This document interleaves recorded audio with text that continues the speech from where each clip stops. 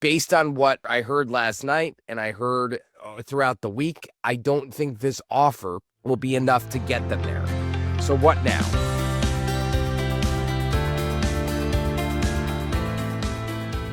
Good morning, I'm Anna Palmer. Right, I'm Jake Sherman. And welcome to the Daily Punch, brought to you by Punchbowl News. It's Thursday, February 12th, 2026.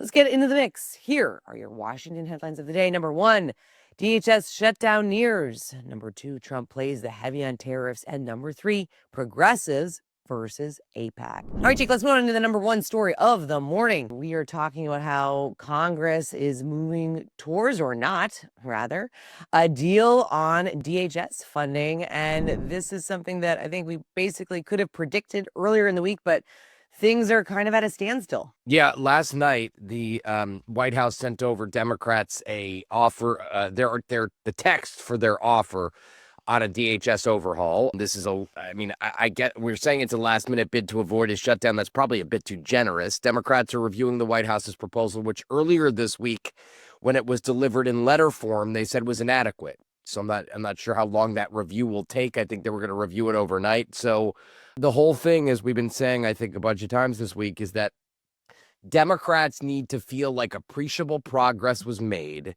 in order to be comfortable voting for a short-term DHS bill.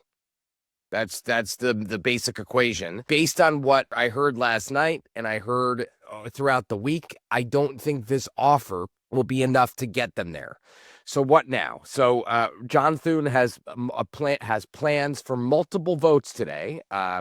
He's going to try to pass the House-passed DHS funding bill, which, by the way, was bipartisan. At some point, that was going to get through the Senate. And that feels like a lifetime ago. Yeah, Jesus. It does feel like a lifetime ago.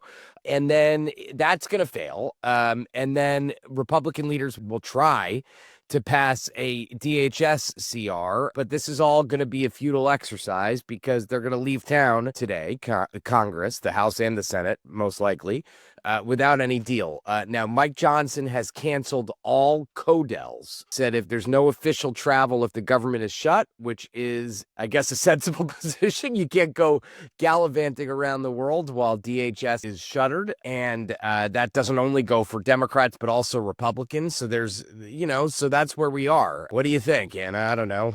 I mean, I feel like we could have predicted this, right? I mean, there's been this sense that Senate Majority Leader John Thune has been trying to showcase external optimism, despite the fact that there has been very little movement here. And everybody's in their corner, right? You've got Democrats saying, they're hardened in their position. Angus King, the independent from Maine, saying all we're proposing is that ICE abide by the same rules that police forces, state police, and municipal police abide by across the country. Pretty straightforward. At the same time, you've got Senator Eric Schmidt, the Republican from Missouri. This is a home game for us. So if they want to keep talking about illegal immigration, I'm all for it. But they shouldn't be shutting down FEMA and TSA in the process. By the way, this is what Republicans were hoping for. What they were hoping for was that it would get far enough away from the shootings so they could kind of try to shift the narrative to be talking about immigration and shutting down of DHS and TSA and FEMA and the Coast Guard. I don't know if that's going to work. But remember, ICE is funded. TSA will be essential.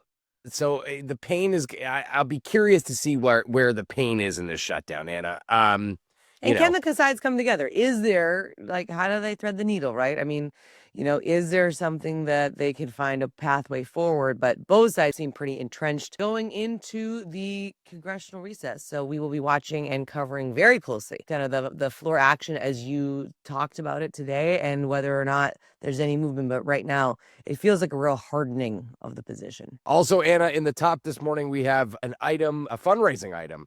Jeff Miller, the Republican lobbyist who runs Miller Strategies, raised House and Senate Republicans $27 million this week. That's a lot of dough. That's a lot of dough. Both events, dinners were at the Waldorf Astoria, which used to be the Trump Hotel. I guess old habits die hard, Anna, with that hotel. And they had an NRCC event and an NRSC event. NRCC event had raised 13 million. Senate raised 14 million.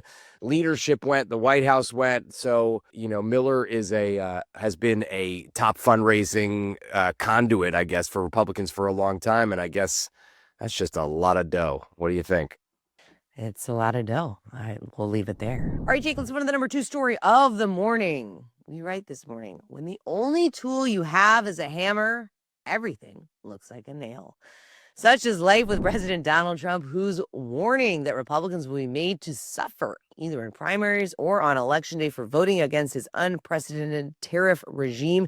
This is going to be something to watch because we talked about the drama in the House, how Republicans were unable to deliver the votes that Trump wanted in order to stave off any votes when it comes to breaks in and critiques of his tariff policy. But now, probably unsurprising, the president, frustrated with his own home team, is saying, you know what, do this at your own peril.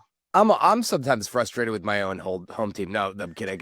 This is here. Let's say this. Okay, let me get into this for a second. I wrote this. The president is saying he's going to primary people who vote for any tariff termination resolution. I don't know why. He could veto these things, and maybe some people want some distance from him, but he's not really interested in what will help House Republicans. I don't think a lot of Republicans are going to listen to him. A bunch of Republicans didn't listen to him last night. Tom Massey, Don Bacon, Brian Fitzpatrick, Jeff Hurd, Kevin Kiley, and Dan Newhouse.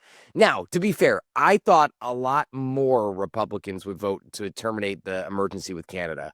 I did. I thought it was going to be a much bigger vote. But remember, Trump's already primarying Massey. Don Bacon's already leaving Congress. Dan Newhouse is leaving Congress. Kevin Kiley was drawn out of his district. Brian Fitzpatrick and Jeff Hurd are the two ones he's going to go after. You're going to go after Brian Fitzpatrick, who is the only Republican who could win that seat, as he's proven time and time again. He wins it narrowly, even when Democrats are spending a boatload of money. Jeff Hurd in a district in Colorado that, I guess Trump could beat him if he wants. I don't know what the point of that would be. But if Trump's approval ratings are in the 30s or the 40s, getting some distance from him might be smart. And what do you think, Anna? Yeah, it just reminds me so much in a different era of Nancy Pelosi and her saying to a lot of Democrats, you know what? You don't have to be for me. You can tell people you're not going to vote for me. And if that's the thing in your district, like, know your district, right? Yeah. I mean, like, that is a leadership. And I think she embodied that idea, the idea of power and feeling like, you know what? I'd rather have a majority of people who are Democrats that might not love me and might need to go back home and say things about me than be in the minority. And this is not the tactic that you see Donald Trump taking, right? And to your point, what's the threat to Thomas Massey? Like he has been dogging Massey online, trolling For years, him yep. for years. Like it is, in some ways it feels like a cudgel that maybe for some other Republicans because it's going to work, but for this set of 5, 6 members, hard to see that it is going to be very impactful. We'll have to see. I think the bigger thing to me is what you said, which is this the starting point and the tipping point for more Republicans to start breaking with him, to your point of looking at their own reelections? Or does he continue to have a pretty vice grip on the conference and it's just this handful that are going to go out against him? Yeah, it depends how many they do. It depends at what pace they do it, how much they space it out.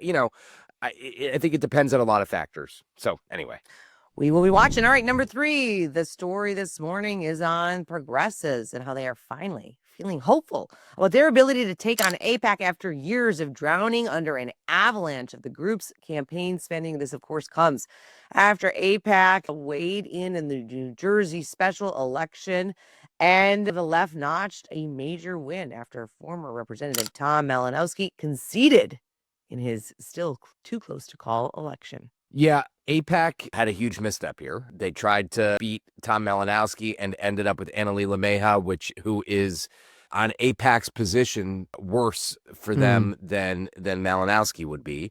But just listen to these quotes from progressives. To Mark Pocan, among Democratic primary voters, Aipac is toxic.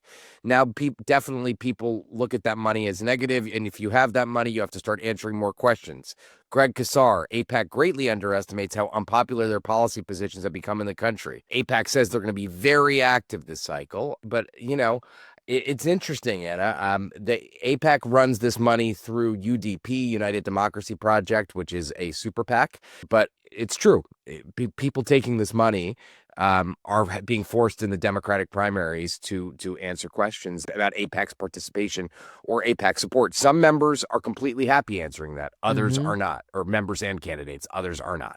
We will be watching to see what they do next, and certainly going to be interesting to see how big and aggressive they play in these primaries. All right, we're going to leave it there. Thanks so much for listening. We appreciate it. If you like the Daily Punch, share it on social media. Tell your friends. It's the best way for folks to find out about us. And of course, you can go deeper on all these things and more. There's so much more in the newsletter. Check it out at punchbowl.news and sign up for our free morning newsletter. All it takes is an email.